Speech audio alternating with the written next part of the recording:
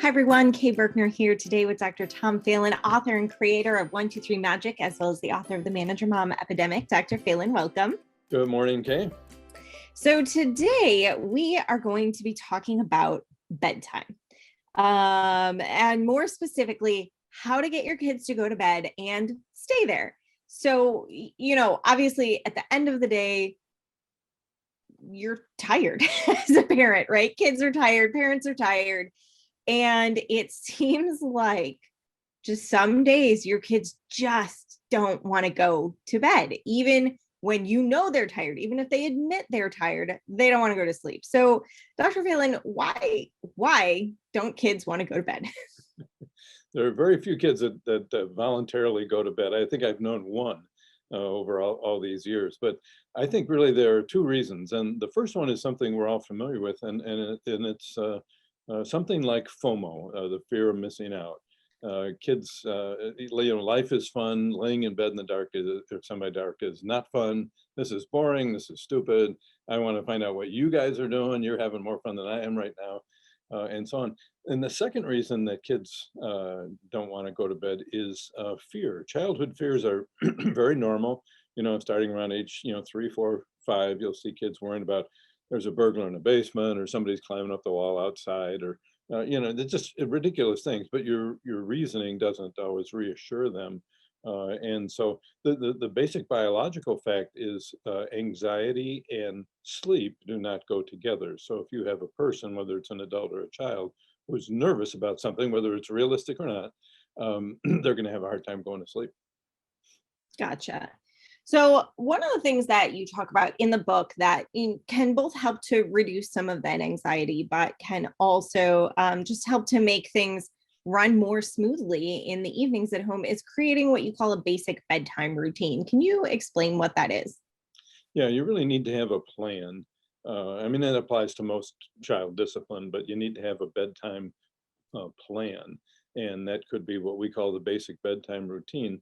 And it's something like the first thing you do is you set a bedtime and you stick to it. And it's very important to stick to it. You don't just say, "Don't you think it's time to go to bed?" That's not a routine, and that's a lousy way to start anything. So you have 9 o'clock is bedtime. At 8:30, you say, "Well, it's time to get ready for bed," and you're going to have a half hour before it's lights out. With the little kids, you're going to have to kind of nurse them through a little bit, because they're not able to, sustain the activity of getting ready for bed. With the older kids, you can do something older, meaning like 5, 6, and up.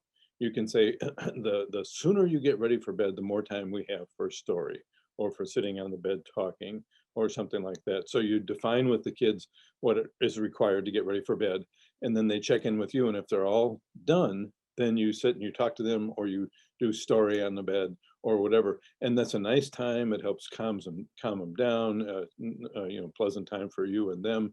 And it helps them get in the mood for bedtime.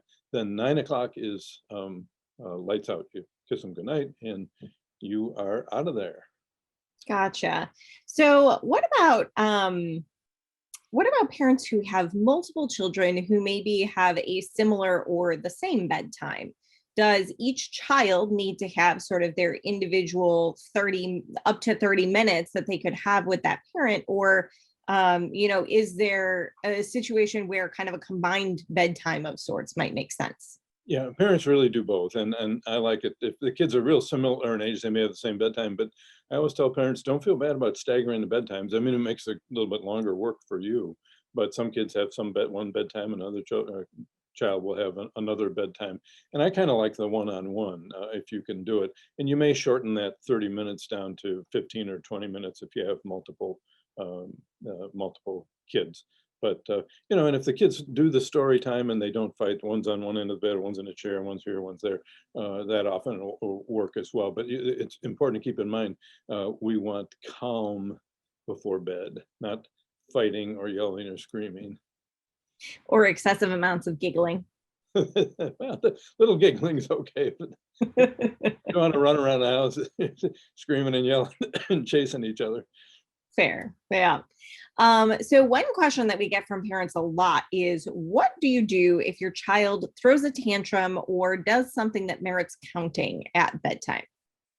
Yeah, this is one where parents get puzzled. They say, well, if I count the child, then he's supposed to go to rest period, which is in his room, but that's where he is already anyway. And it go back to the basic bedtime process. Where are they in that process? If they tantrum at, say, 10 minutes to 9 or something like that, well, then they're going to be in their room and they're just going to stay in there. They're not going to be ready for bed at 9. 9 o'clock is lights out. And I did this with my son.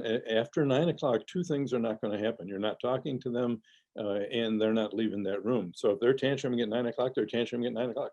You leave. You're not going to be in there. You're not going to be talking to them, but they can't leave that room, and you're not going to talk to them. And a lot of times too, we have some kids who tantrum when the parents leave the room. They say good night, and the parent goes to do whatever they're doing, and the kid will tantrum right at that moment. And the thing you do with them is just leave them there. I would suggest sitting in the door, to reassure them and so on, but no talking to them, and they're not getting out of there. So you need a routine for that, but it's not going to involve counting if it's part of your bedtime routine. Sure. And in the case of a child who tantrums when you leave the room, what if you have a particularly clingy child or a child who's looking for, a hug or to hang on to mom or dad at that point in the evening, like while you're trying to sit in the door? Certainly I've had it happen before where I'm standing in the door frame and the child is hanging onto my leg when they are supposed to be in bed instead. Yeah. Yeah. What do you do with a child who is maybe making a lot of noise and physically not in the place where they're supposed to be? Yeah. What I used to do with my son is I would pick him up and put him back in bed. And if I had to do that 3 or 4 times, then I'd just forget it. If worse comes to worse and they're hanging on to you, you don't want to get into a wrestling match. Remember, you can't talk, and that feels really strange. And sometimes that sets the kids off too. But worse comes to worse, what you can do is shut the door and you stay in there in the room with the child sitting in a chair, and they can do whatever they want. They they run around and they can scream and yell, they can hang on to your leg, but you're not going to interact with them. It feels very strange, but sometimes that's the only alternative. If the kids are old enough, now generally that behavior is going to be a younger child, but if the kids are old enough, you can also do charting with stickers and artificial rewards to boost your strength in your bedtime routine, but you can't do the chart obviously till the next day. Gotcha. So that kind of leads us into, what do you do with a child who won't stay in bed when you put them there? Like, not necessarily tantruming, just keeps, I want a glass of water. I have to go to the bathroom 6 times. I'm hungry. Read me another story. That's right. Well, same thing after bedtime. No more talking. All that stuff is taken care of in the bedtime routine. Okay, so it's not going to happen. But now after bedtime, you can't talk to them either. But you go back to the two reasons the kids don't like to go to bed is boredom and fear. And what we're going to do is we're going to take care of those two things with one strategy, which is what I call cut them off the path. And that means you sit in the doorway with your back to the child and you read a book, or you can just sit there and meditate if you want. But they can't leave that room. What that does, if you sit there, it tells them they can't leave the room. So if they're bored, that's too bad. And the other thing is it reassures that your physical presence reassures them against their fears, however irrational they are, even though you're not talking to them. And after a while, they'll get used to it. They'll know you're going to be there till they go to sleep. And then you do that until they get used to it. And then you'll see they'll start going to sleep sooner and sooner and sooner. And then you can start moving the chairs so they don't see as much of you. And hopefully after a while, you don't have to be there.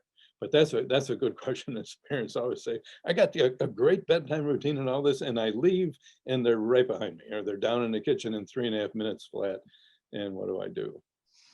Yep, absolutely. And it definitely, as a parent, gives you the opportunity to practice your stoic patience. I know that my 3-year-old, whenever we need to use the strategy with him, will kind of like creep up towards me and like lean his face really close to my face. And I just have to try and sit there and not laugh because what he's doing is funny, right? Like, it's funny and it's cute, but it's not what he's supposed to be doing in the moment. So yeah, great. So no talking, no emotion, still same premise as the the entire 1 2 3 magic program when it comes to both counting and bedtime in this case.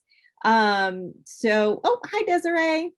So what would you do with a child who gets up in the middle of the night? So they've gone to bed, they've fallen asleep, and now, maybe mom and dad are, or mom or dad or whomever, parents or guardians might be downstairs watching television or reading a book, might be the middle of the night and everybody's asleep, but the child has gotten out of bed. So what do you do with them at this point? Yeah, I think most often it's probably going to be the middle of the night, but what you're going to do, my daughter did this. She used to come in at 2:30 in the morning, and she'd start saying crazy things that didn't make any sense. And what I realized after a while is that she had to go to the bathroom, and she wasn't really in her right mind. She's 7.5. You'd think she could find the bathroom herself, but she was, it's like pain, find mom and dad. And so on. So if the kids come in the middle of the night, the first thing you do is assume they have to go to the bathroom. You don't start talking to them about, did you have a bad dream or what's going on or all this. You just get up, no talking, no emotion, like you were saying before. Steer them to the bathroom. Do not turn on any lights. Don't turn on the bathroom lights. You can walk around your house in the dark because you know where stuff is. And the lights wake everybody up. So they go to the bathroom, you help them clean up if necessary, steer them back to bed, put them in bed. Hopefully you have a floor fan on because that can help a lot. And you try and get out of the room. If you can't get out of the room, like they're worried or anything, you don't want them to get upset because they won't go to sleep. And so you sit down in a chair by the bed until they go back to sleep. So it's same night, everything. But the first thing is assume they have to go to the bed. Don't become psychoanalytic and start analyzing why they're there and all this kind of stuff. That's not going to help you. It's just going to prolong the whole miserable experience for everybody. Gotcha. Okay, great. So Emma has a question. She wants to know, what about teenagers?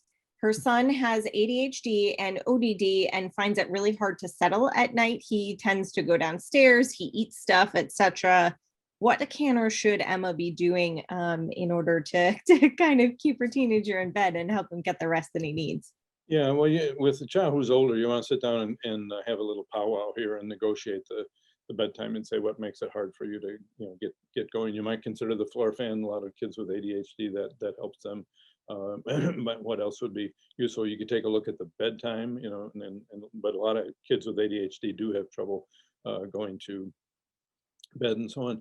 You can also check the medication situation. The stimulant medications are well known for producing insomnia in some kids, and sometimes the problem may be related to the medication. So you have to look at the timing of the meds.